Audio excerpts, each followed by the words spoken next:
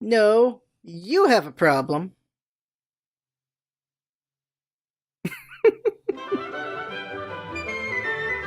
Welcome, friends. LostScarf here, and it's time for the vlog. And this is actually take two because, woo, take one was a mess. But I'm going to say everything in take two from take one. Okay, so I don't really have a topic this week. I do, but it's not very good. So what I did is I just talked about whatever I want to talk about. And that went really well in that it was very rambly. So we'll try again right here, but I think it was pretty good except rambly. Here's what I talked about. I talked about Hitman 2 in comparison to all the Hitman games. I talked about the Kirby podcast, what's going on with that. I talked about Into the Spider-Verse. I talked about Sony's direction with Spider-Man. Into the Spider-Verse is their direction going on. What I'm wondering about Aquaman, because that'll be coming out next week, what direction DC is going, and the direction Marvel is going, I'm curious about that as well. Talk about all those things. And of course, talk about Smash, because Smash is awesome. Oh my god.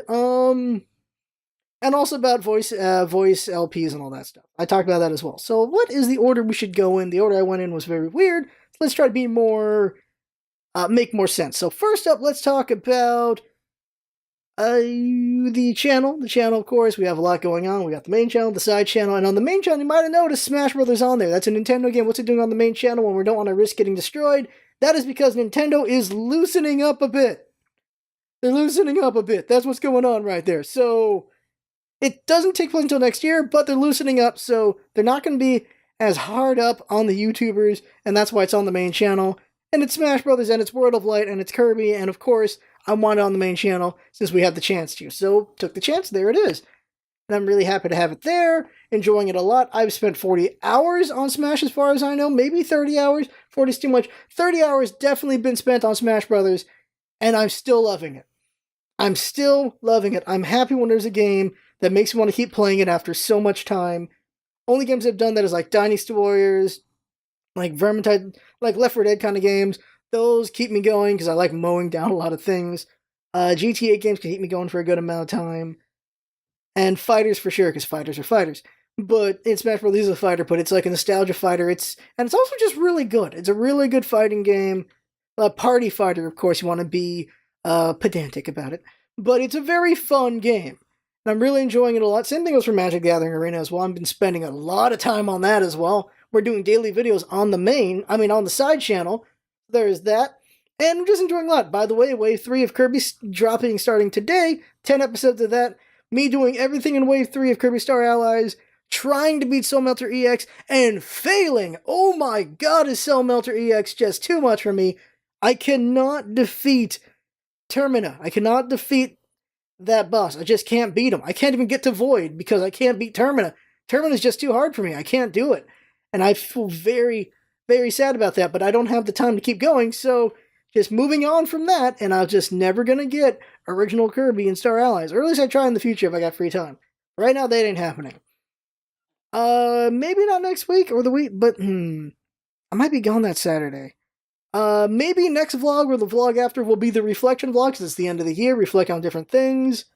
Real quick, in case I forget about it, reflecting on my weight, in the last 10 years, I've been just going back and forth between 180 and 210. I've always gone back and forth between those. If I go over 210, I will work down to under 210, because I will not allow myself to go beyond that point. And I haven't been down to 180 in a while, but that's where I get between. Last year, I was under 200, and that was from different reasons. And this year I'm over 200. I'm at like 208 right now, so getting over there. And what it's from is, it is whether I'm increasing the muscles or I'm letting the muscles go away because I'm not working out enough, and how I'm eating, so the belly gets bigger or smaller depending on that, and just cardio happening. My current job, there's a lot of walking around, so I should be losing this. But I'm at the top. I'm at 208, and that is not good, so I gotta work on that. But the thing is, it's not just weight. You can't just think about weight, because muscle is heavier than fat. That's the thing to keep in mind. I should use this arm, considering this is covered by that. But like this can do a lot, but and it's also a lot heavier than this. And so it's things to keep in mind. That's why you can't only do weight, but I use weight as a cursory thing because I don't have the calipers and all that stuff to measure body fat.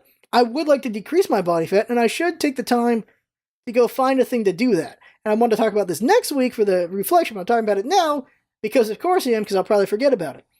But yeah, just talking about what's on my mind, you get this down a bit. And what's awesome is if things line up in April or May, I'll be going to the plant I want to go to. And they said they're going to build a gym by then. So, woo! I'm looking forward to that. I will.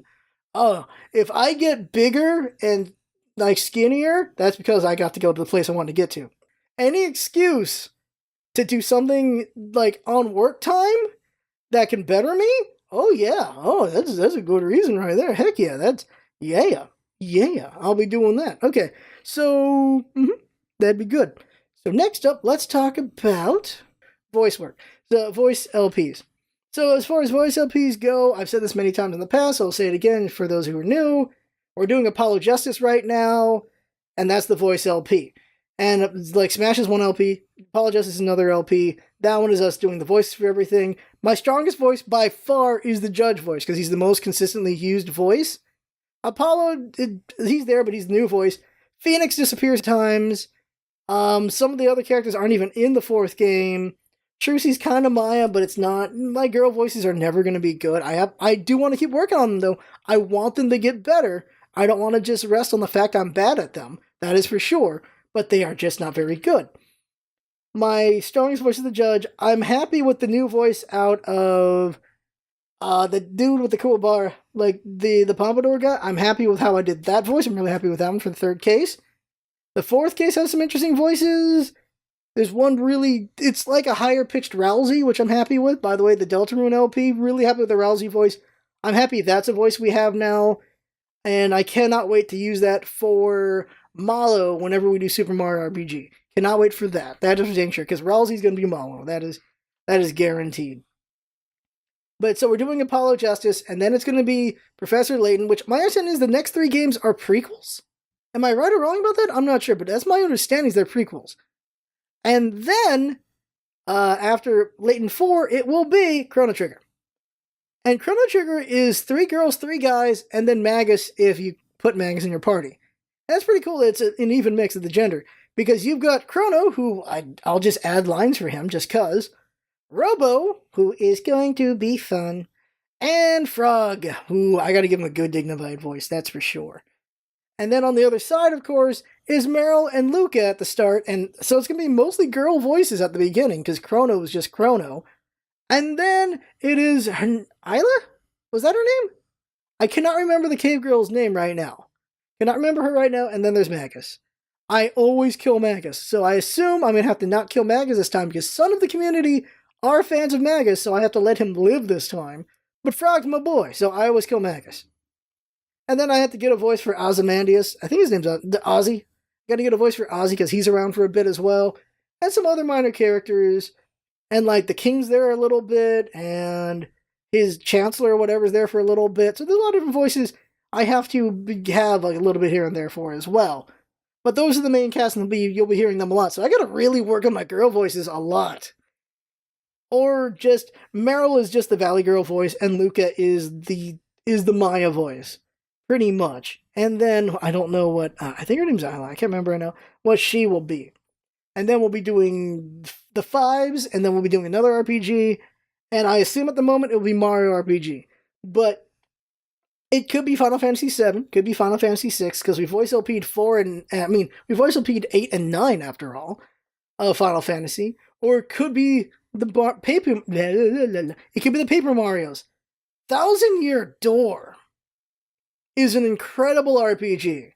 It is amazing, and not everyone can play that game anymore.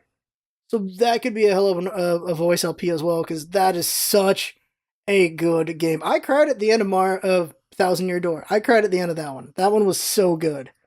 So we have a lot of different games we can do for the voice LPs, because we still have a lot of Apollo we have a lot of Phoenix to do. We have a lot of Layton to do.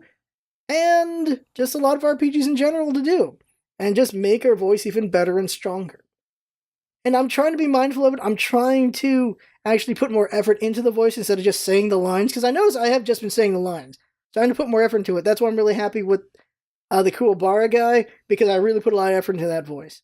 So just being more mindful when they're using exclamation points. Do more exclamation point kind of things. When they're doing pauses, try to pause and then keep going. just trying to be more natural with the voices. That is voice acting after all. Acting instead of just reciting. So trying to be more with that, and we'll see some good ones and some bad ones, but the more we work on it, hopefully the better we get at that. Next up, Kirby Podcast. So you notice 10 didn't come out when it usually would have come out, and that's because of finals for Jinx and a lot of other things. We had special videos like Return to Uberstrike for Vermintide 2, we had Super Ledge Hop, Double Laser, we had Everspace on the 11th. Like, we had games that they need to be released timely, so something just had to not get worked on, and that was Podcast Episode 10. Podcast Episode 10 is really good for Kirby. Episode 11 is going to be really good. 12 is going to be good. 13 is going to be good. 12 or 13 is going to be epic. I can't remember which one it is, because it's the New Year's episode, and it is so good. And then 14 is going to be weak because it's a recap episode. Like, it's a what's the clip show episode, so it's going to be interesting to going over that one. That'll be a short one. 15 is considered one of the best episodes of the entire series, and it is quite an episode. It really is. 16's good, 17's good, 18's weak as balls, 19's really good, 20 is another episode considered one of the best episodes of the series as well. So we're having, like, the first 20 episodes, by majority, have been very strong. There is only like 3 weak episodes in the first 20 episodes. If you go by the first 10, only episode 8 was pretty weak. You go by the first 20, there's 3 weak episodes. So it's a pretty good ratio there. It's a pretty good ratio right there. The first fifth of the show is incredibly strong. And I'm looking forward to seeing the rest of it. I've seen some of those later episodes, and I know some are really good. And so I'm really loving this podcast.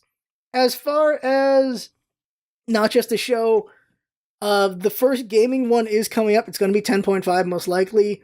I've been researching the crap out of HAL. So the idea is I want to talk about HAL.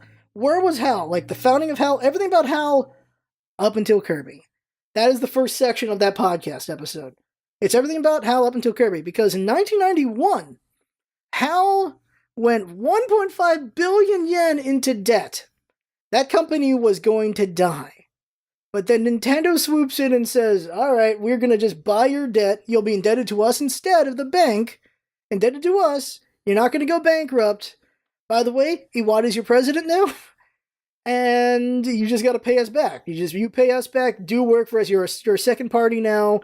Pay us back and you'll be good. If not for Nintendo swooping in and saving them, that was going to be the end of HAL. Because Kirby comes out in 1992. So they had 1.5 billion yen they needed to pay back to Nintendo. And Kirby appears 1 year later. So we're going to set up the stage for Kirby. We're going to talk all about HAL before Kirby appears. Then the making of Kirby, which was like Tinkle Popo, and then it became Kirby of the Stars, Hoshino Kirby.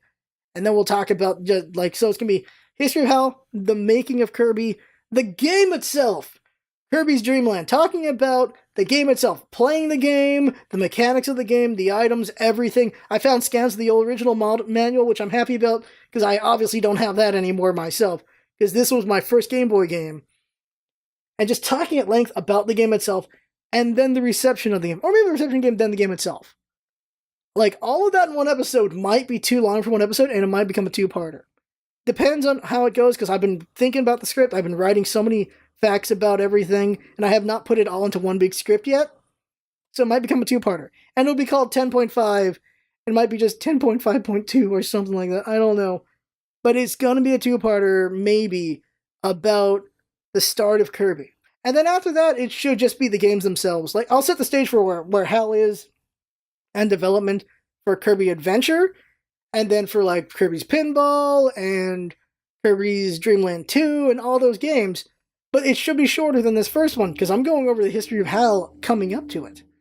And HAL was very active before they got to Kirby. If they had to be, if they were able to go 1.5 billion in debt making games. So we'll be talking about all of that, and there will be some about the legend that is Satoru Iwata, and a little bit Masahiro Sakurai, because he first started here.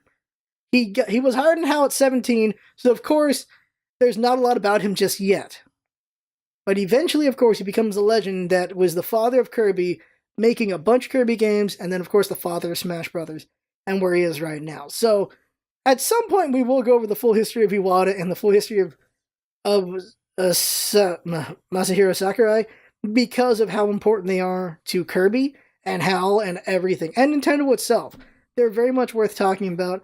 I'm even considering talking about Yamaguchi, or Hamaguchi. which was the president of Nintendo at the time during Hell, and the one who promoted Iwata to president, and the one who made Iwata his replacement at Nintendo. That might even be a guy worth talking about as well. He's not directly connected to Kirby, but he's connected to the men behind Kirby. So he might be worth talking about him too, but that'd be a long time from now. We've got 100 episodes of anime, we've got so many games talking about 20 plus, and then we got 2 important men to talk about, and then maybe him as well. So we've got years of content to go through. And so that's going to be really fun, and that's everything with the podcast. Hitman. So the other LP is Hitman 2. I want to talk about Hitman 2 for a minute. Hitman 2 LP is going, and here's what I want to say about Hitman 2. Hitman 2 is an incredible game. Now, do you want to say 2 is better than 1? In a way, you can't even make that argument because you can have all of 1 in 2, by the way, and 2 is a continuation of 1. So it's improved on the mechanics, it's filed things down, it's sharpened things, it's made them better. So 2 is just a better continuation of 1. It's a really good game. So the big question is it better than Blood Money? And the answer is, I still say Blood Money. And that's just one of those things that just gets stuck in the past, maybe. Blood Money was such a good game. Hitman 2 is a really good game. I'd say maybe they're even. And for some, it is the better game, because there's so much content to Hitman 2 that you could definitely say it's the better game. And you should not get hurt for that. It is a really good game, but for me, Blood Money was just such a well-crafted game for its time, just really good, and I could pick it up and play it again and enjoy it for hours. Because I could. I have my PS2 right here. I could do that right now. I really enjoy Blood Money a lot, and I'm really enjoying Hitman 2 a lot as well. Both really good games. And I'm liking that there's more kind of story going on with Hitman 2, in that there is a story going on there. And it's a very interesting story. And I am kind of curious where that's going to go. Whereas a lot of Hitman games, you didn't really care about the story. It's just there. It's there to just connect what's going on with the missions. Because the missions are, you're just globe hopping and just killing targets.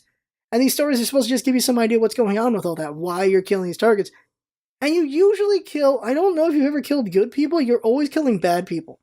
You're always killing people who definitely deserve it. That's really what happens there. And the newest Hitman game really explores Burnwood and why she always gives 47 like these good guy kill kind of missions. And not really good guy, but they're killing very bad figures. And so that's interesting there with Hitman 2.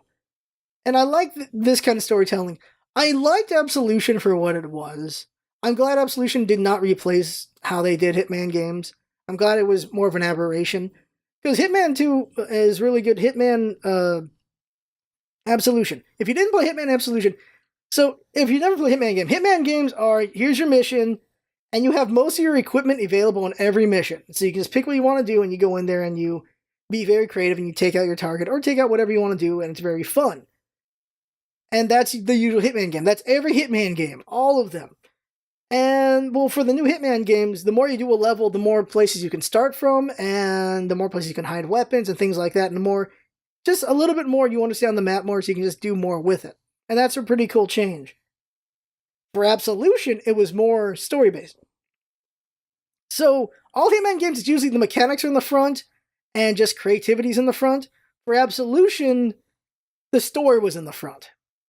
And so, it kind of hamstrings who Hitman is. It was interesting at least for one game where, because what happens is, it's basically, you're Samus. You have all your stuff at the start, and then you lose all your stuff. And then you have to regain all your stuff in a storyline. So you're linearly going from place to place to place to place. You've got all your skills, but you don't have all your equipment. And so you're just slowly coming back from not Hitman 47 to Agent 47. That's how that game goes. And the story's alright. And it's interesting seeing Agent 47 have to work to get his stuff back and just work without his main stuff. It's very interesting, and I enjoyed it for what it was, but definitely I would not have wanted that to replace what Hitman was. So I'm glad it was only that game. Is there a good time for Absolution 2? There is. Absolution 2 would be very interesting at this point, because now we've had proper Hitman games to go back and do another story one. That would be cool, but I would not have been happy if it was just mainly the story-based situation. Because, yeah, 47 is not allowed to be the great assassin that he is because of the story, which is unfortunate. There are books for Agent 47 as well, and they sound pretty interesting. I haven't read them, though. I'm curious about checking them out, though. All I have to talk about is Spider-Man. I elected not to do a review for Spider-Man Into the Spider-Verse because I assume everyone's going to watch it anyway. If you're on the fence, I don't know why you should watch it. It's really, really good movie. As a general movie, you just want to see an action movie, it's really good as an action movie. It's got some good comedy to it. As an animation movie, it's really good as well. The first 5 minutes, it's jarring. Like, it just looks so weird. But eventually, your mind, your eyes will adjust, and you'll just have a lot of fun with it, and it'll be cohesive. The movie is pretty cohesive for the most part. There's points where things are just, it's too much lights going on. That is a ding towards it. But it is pretty much in the 90s. It is a pretty good game. Pretty good movie. It's in the 9s. It is definitely a good movie in the 9s. Very, very good. It captures the essence of what Spider-Man is. It really does. And even if you don't like Miles Morales, the character, all that much, he's like half the movie. The other half is the multiverse. And so that half is really fun. So if you like Miles and the multiverse, you're going to really enjoy this movie. If you don't really care for Miles, the multiverse part of it will make it better for you, and you'll enjoy it for that as well. So I just liked it. It was really good. I liked the interpretation of a lot of the characters. I enjoyed it a lot. I just really liked it. So well paced, by the way. It is very well paced. It just goes and goes and goes and goes and goes and goes and goes. Like you've got your high point, low point, high point, all that stuff. And it just does it tightly. It does it well, and I didn't feel bored at any point. I didn't feel like anything was unnecessary. It felt pretty well done. There's one part, but that's why it's not a 10. That's why it's a 9. There's just little bits, but for the most part, it is pretty damn good. It was a really good movie. And that's why I'm curious to see Aquaman, because so this is where Sony's going. Sony's got Into the Spider-Verse. They're going pretty strong with that. It's a really good movie. I like that. Did not like the Amazing Spider-Man movies at all. Didn't like them. This one's really good. Of course, we know Spider-Man proper is in Marvel territory now. So that is, we'll see how Far From Home goes. I really liked Homecoming. I like that one a lot. So we'll see how that one goes. And then, of course, not talking about DC, Aquaman. Aquaman looks like it's going to be really good. I hope it's really good. I hope it's really fun. I will see where they go with that, because they want to do Flashpoint with Flash, so I assume they're going to reboot a bunch of the DC universe, and we'll see how they clean slate it with that one. We got Wonder Woman 2 happening as well, and I'm really curious where DC is going, and Aquaman will be a good indication, for the most part, where they're going, because it looks like they're going to try to be more lighter fare. And the thing is, darkness can be done, but it's specific characters. Darkness is good for Batman. Darkness wasn't good for Superman. It really wasn't. It was not good for Superman. And Batman vs. Superman would have been so much more interesting if it was a clash of the two.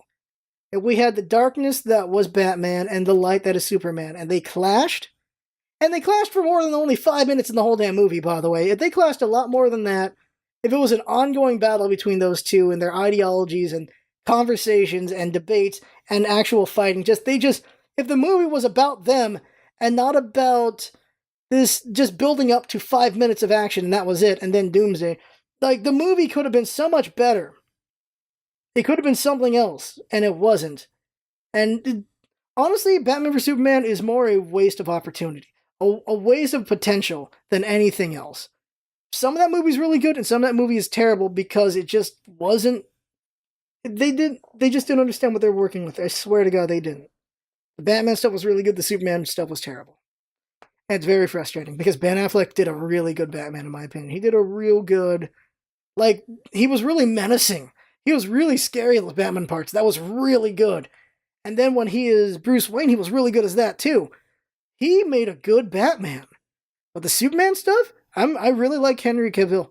I like him a lot. I liked him in Fallout as well.